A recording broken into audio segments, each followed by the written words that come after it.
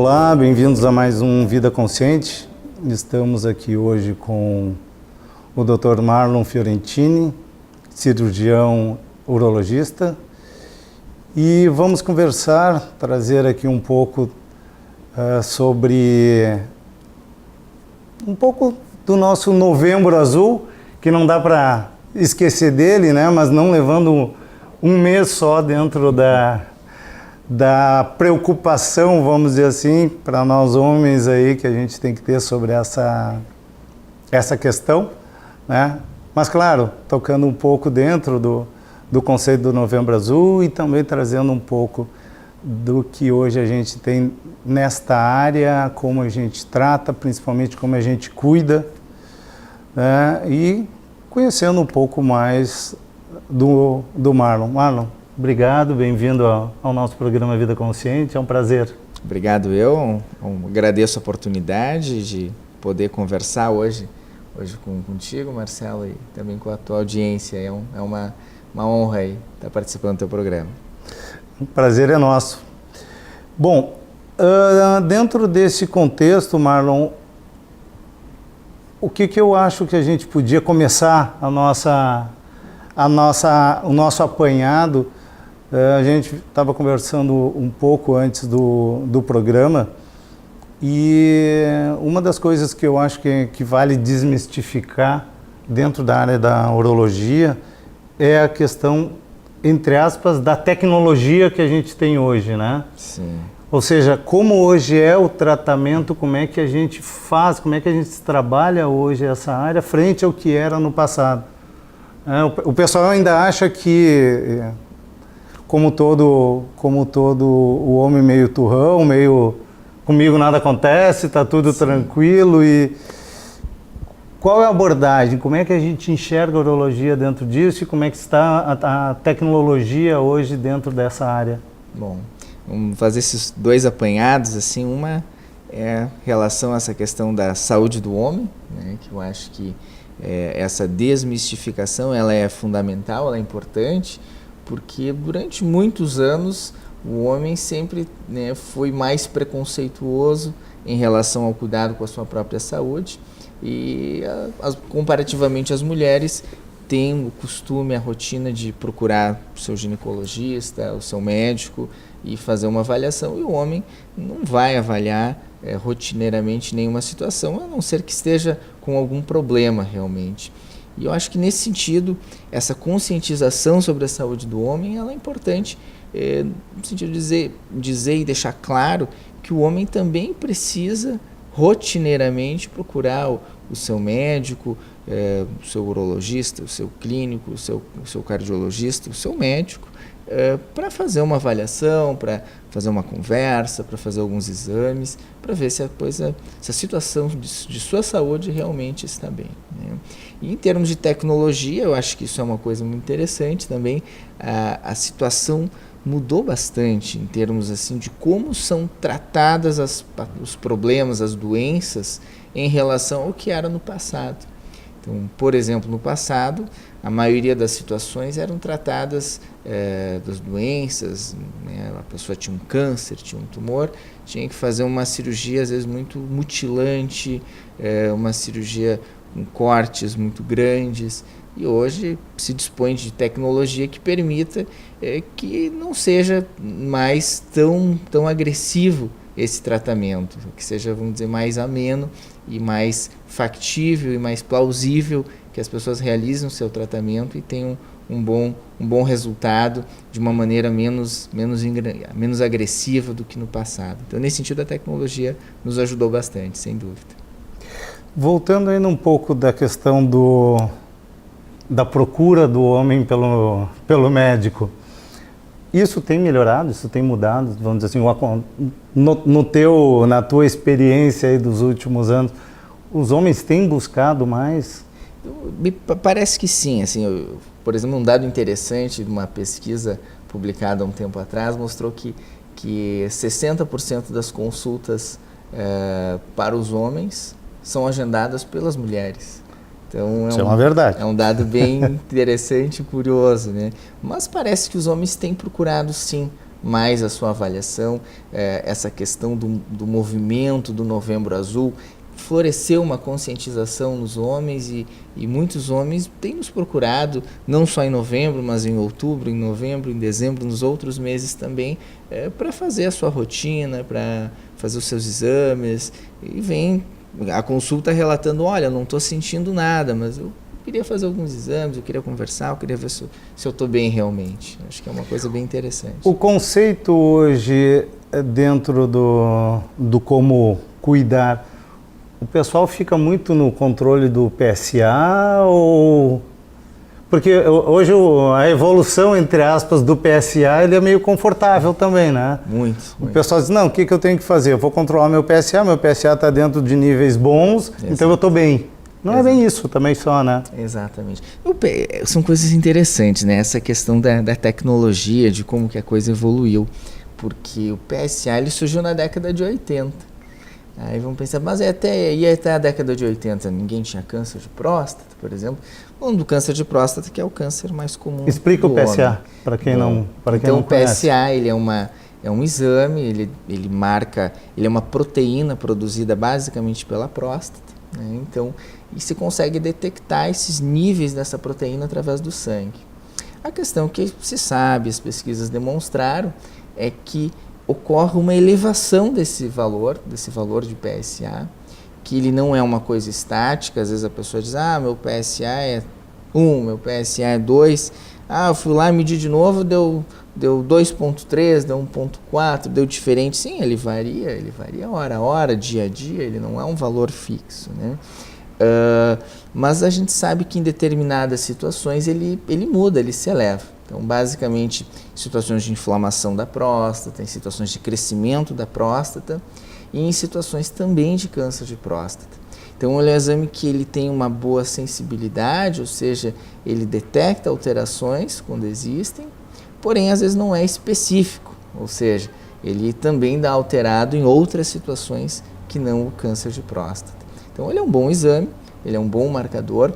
Hoje se sabe muito mais sobre ele do que quando ele foi descoberto, lá na década de 80. Se sabe muito mais sobre valores, sobre janelas, sobre intervalos, sobre outras formas de medir o PSA também, outras formas. Existem outros índices que podem se fazer a partir do valor do PSA total, do PSA livre, um outro exame que está começando a ser disponibilizado para o PSMA, para o PSA.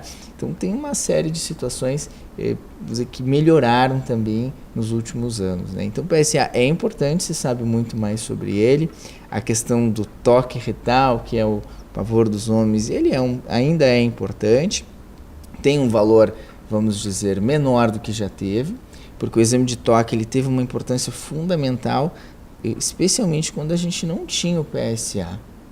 Porque antes de ser disponível o PSA, como é que se fazia diagnóstico de câncer de próstata? A pessoa estava com sintomas ou por algum motivo e fazia um exame de toque. O exame de toque estava alterado. Então não tinha outra ferramenta, não tinha PSA.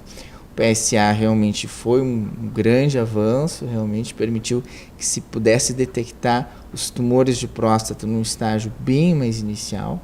Até então os tumores de próstata eram tratados em estágios tardios e os próprios tratamentos, as cirurgias que eram feitas para o câncer de próstata eram extremamente agressivas e muitas vezes letais. A cirurgia de próstata antes dessa época, antes da mudança da técnica que ocorreu na década de 80, houve uma mudança da técnica cirúrgica e até então a cirurgia de próstata era feita por poucos médicos e ao custo de um sangramento exuberante, numa época em que a aquisição de doenças pela transfusão sanguínea era muito mais alta também. Então, aquilo envolvia um traumatismo muito grande. Então, a doença era detectada num momento tardio, a cirurgia era extremamente mórbida e muitas vezes letal. Então, e isso evoluiu muito, isso melhorou muito. Então, tanto no diagnóstico, com auxílio do PSA, como também no tratamento. Os tratamentos, a cirurgia melhorou muito, né? Então, houve muitas mudanças, muitas evoluções. O toque retal ainda tem seu papel, Mas a gente tem outras ferramentas muito boas hoje, que exames de imagem, por exemplo. Até recentemente a gente não tinha nenhum exame de imagem específico ali. Tinha uma ecografia transretal, mas a ecografia transretal ela não enxerga o nódulo da próstata, ela não enxerga o câncer. Eventualmente enxerga, mas de rotina não enxerga.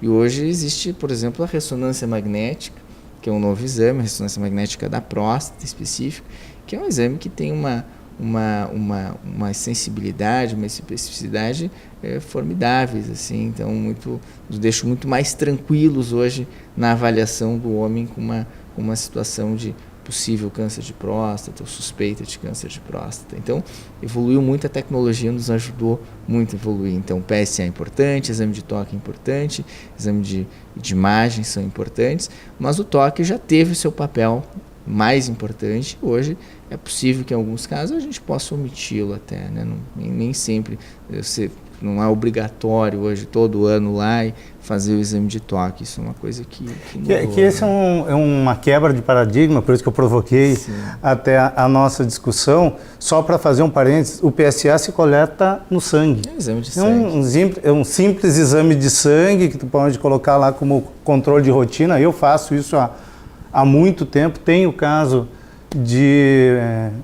na família de problema de câncer de próstata. Acompanho, sei lá, mais de 20 anos já esse processo, ou seja, para mim é um processo controlado e um cuidado específico que eu tenho, mas é um exame de sangue. Então, um exame de sangue tu pode colocar rotineiramente, a cada 6 meses, uma vez por ano, por exemplo, com aquele famoso check-up.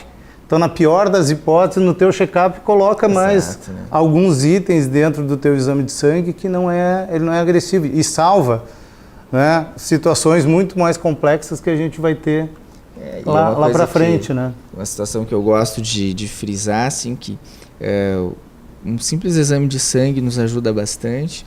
E claro que o exame de toque ele é importante, ele tem sua importância também, mas hoje não é mais necessário que a pessoa se prive de ir ao médico, ao urologista, para avaliar se ele tem algum risco, alguma suspeita de câncer de próstata, por medo de fazer um exame de toque. Então eu sempre digo, bom, então não faz o exame de toque, mas vai lá e avalia, porque se não quer fazer o exame, tem outras ferramentas que nos ajudam também. O importante é não deixar de ir, né? E correr o risco de chegar num determinado ponto que tu não tem muito mais o que fazer, a não ser partir de uma situação para outra. Exatamente. Né, por preconceito. O importante era exatamente isso. Eu acho que a gente tem que quebrar esse paradigma que a gente tem, principalmente com os mais velhos. Né? Eu sei com a questão de meu pai, meu avô e coisa e tal, que a gente ainda tem aquele contexto lá de não posso, não vou. Não precisa hoje tanto ir para o processo do toque. O importante é estar lá, é controlar, é cuidar. O contexto e o conceito do Novembro Azul, que eu participo, eu apoio. Quando a gente fez a nossa conversa com o Marlon, não deu para encaixar a agenda do Marlon que a gente gostaria, era para a gente ter conseguido conversar em novembro, né? Não deu, estamos conversando hoje, mas levando isso em questão, o ano inteiro a gente continua na mesma situação. Novembro apenas toma um highlight mais forte, né? Ele é dado uma importância mais forte para a gente lembrar, que nem é feito para as mulheres, né? Onde a gente faz também, onde tem todo esse trabalho, que é também dado um forte apelo ao câncer de mama, a convidar para fazer esses preventivos, a sensibilizar a sociedade inteira, né? Então, é isso. Convido vocês a terem este cuidado. A gente vai, durante o programa aqui, desmistificando e conversando mais e mostrando. Mas, por favor, por favor, não deixem de... Não deixa de fazê-lo. Não deixe de fazê-lo. A gente vai ter um breve intervalo e retorna logo, logo.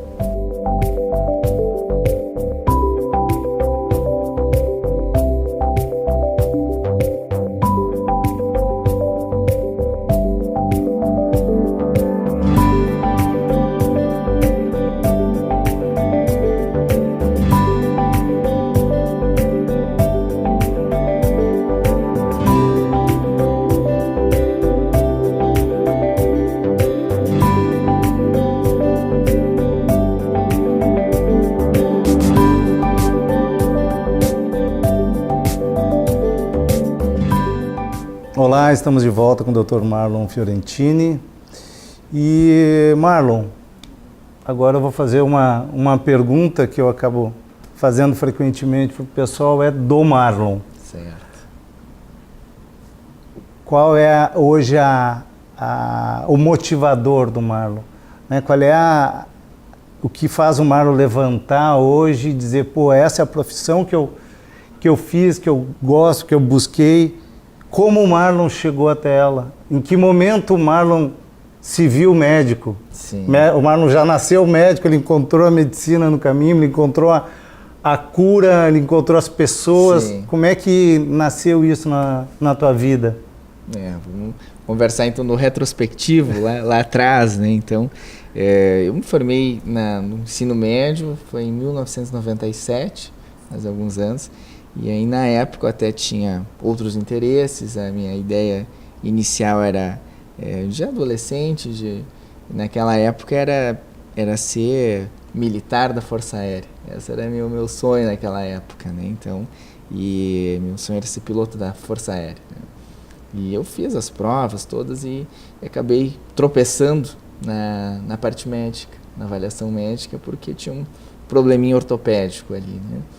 E aquilo me chateou muito, fiquei muito, muito chateado na época de ter impedido a realização de um sonho por causa de um problema médico.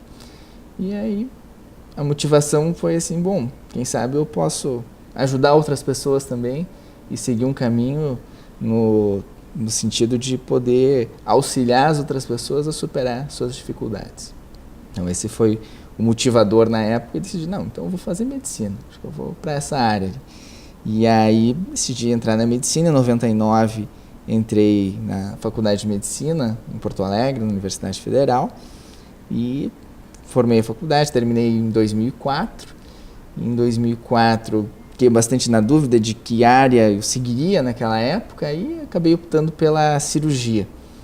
Achei que existiam algumas especialidades dentro da área cirúrgica que me agradavam bastante, me traziam bastante interesse e motivação.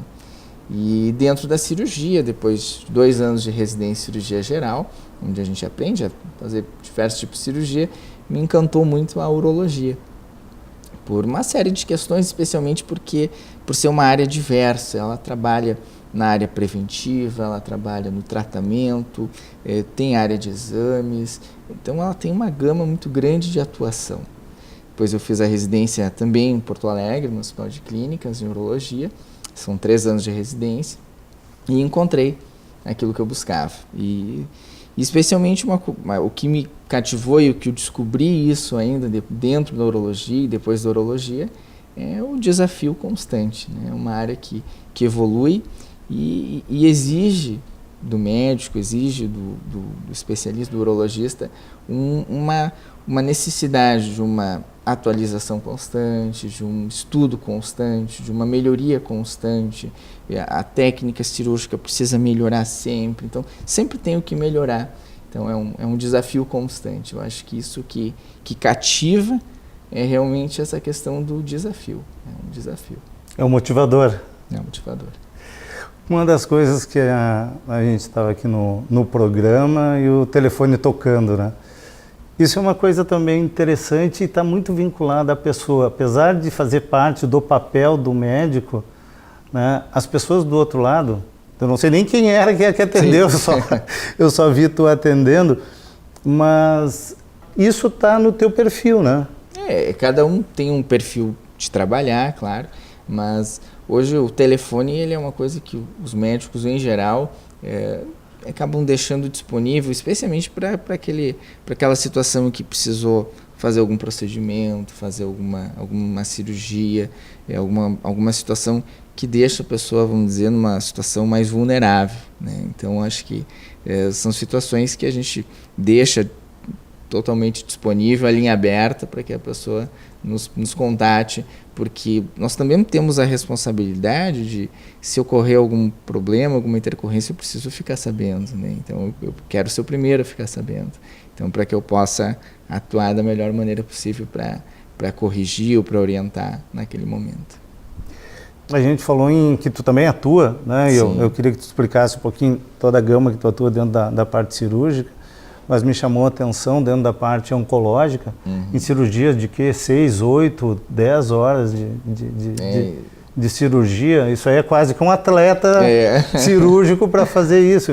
Então, dentro desse contexto dos motivadores, ele também te exige não só técnica, como toda uma prática para te conseguir executar isso, né? Sim, exatamente. As cirurgias oncológicas, especialmente as cirurgias do tratamento de câncer, elas muitas vezes são muito longas, envolvem múltiplas etapas e realmente levam, às vezes, muitas horas. Então, existem cirurgias, claro, oncológicas rápidas, tem situações em que o tratamento, a cirurgia é rápida mesmo, né? Mas rápido dentro de uma cirurgia, por exemplo, para tratar um câncer de rim, um câncer de próstata, às vezes rápido é 2, 3 horas, né? Isso é rápido, né?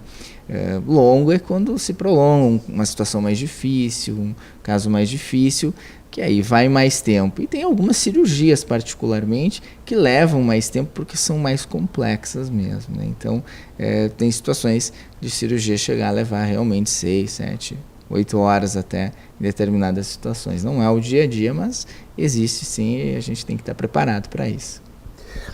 Uma das coisas, eu te comentei até por questões pessoais, que a minha esposa passou por uma cirurgia aqui em Novo Hamburgo, eu fiquei extremamente satisfeito com o atendimento do hospital que foi, e um dos pontos, e foi laparoscopia também, e foi colocado que hoje aqui na região a gente tem um dos melhores equipamentos do Brasil. Fala um pouco para a gente sobre isso, sobre a estrutura daqui de Novo Hamburgo e região, como é que a gente está hoje e que também, desmistificando algumas questões, que a gente não precisa sair daqui para Porto Alegre, não precisa sair daqui para outro lugar. Ou seja, como é que está a região servida com a estrutura médica dentro da tua área de atuação? Eu acho que a gente tem hoje, não só acho, tenho certeza que a gente tem em Novo Hamburgo plenas condições técnicas, de infraestrutura física e humana, de efetuar a maioria dos tratamentos, por exemplo, na parte oncológica. Não temos nada a perder na parte de laparoscopia, os equipamentos realmente estamos bem servidos. É possível fazer uma cirurgia, a gente chama minimamente invasiva, com uma qualidade muito boa, assim. Não temos, em termos de infraestrutura, nada a ficar devendo nesse sentido em relação aos grandes hospitais de Porto Alegre, por exemplo. Eu sei que tu já citou, posicionou bem o pessoal com relação ao que tem que se buscar, mas o que mais que tu tem para dizer ou reforçar sobre a ótica dos nossos telespectadores, nossos amigos, homens, aqueles que ainda têm os seus receios com relação ao urologista? O que tu diz para eles, o que ainda tem para dizer ou para reforçar, para a gente finalizar o programa? Então, deixar uma mensagem, né, sobre a saúde do homem. Eu acho que a gente não conversou até agora aqui, mas eu acho que lembrar que a saúde do homem ela é muito mais do que lembrar só do câncer de próstata. O câncer de próstata é o câncer mais comum do homem, sem dúvida, mas lembrar que a saúde do homem envolve o cuidado consigo mesmo. Então, envolve ter uma vida saudável, ter hábitos de vida saudáveis, procurar ter uma atividade física regular, procurar se alimentar bem, procurar ter uma vida saudável. Então, isso envolve a saúde do homem, a saúde da mulher também, ser, né, uma pessoa maior parte do tempo saudável, com uma boa alimentação, bons cuidados com o seu estado físico, seu estado emocional. Eu acho que tudo isso contribui para que a gente possa ter realmente uma melhor saúde como um todo, né? Então, acho que cuidar de si mesmo, isso envolve ter o cuidado com os seus autocuidados, também procurar assistência médica de uma maneira rotineira. Eu acho que isso deve ser um hábito que as pessoas devem incorporar ao seu dia a dia. Agradeço ao Marlon, agradeço a presença de vocês novamente aí do outro lado das câmeras. Fica aqui, né, todas essas informações. a consideração sobre o holismo, né? Sobre a visão do homem como um todo, de forma completa, ela é fundamental. A gente não é só um pedaço e a gente... isso é uma questão que eu comento bastante quando a gente fala um pouco de cultura, né? Do lado da medicina oriental e da medicina ocidental.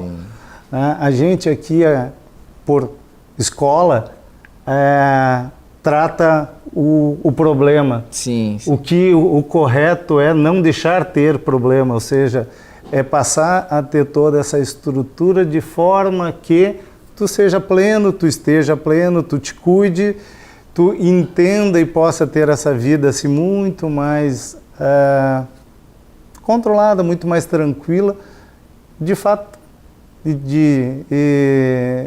dentro disso tu não ter o problema que potencializa, o que vira doença, Exatamente. Né? E aí te exige uma ação para a gente ter um tratamento ou coisa do gênero.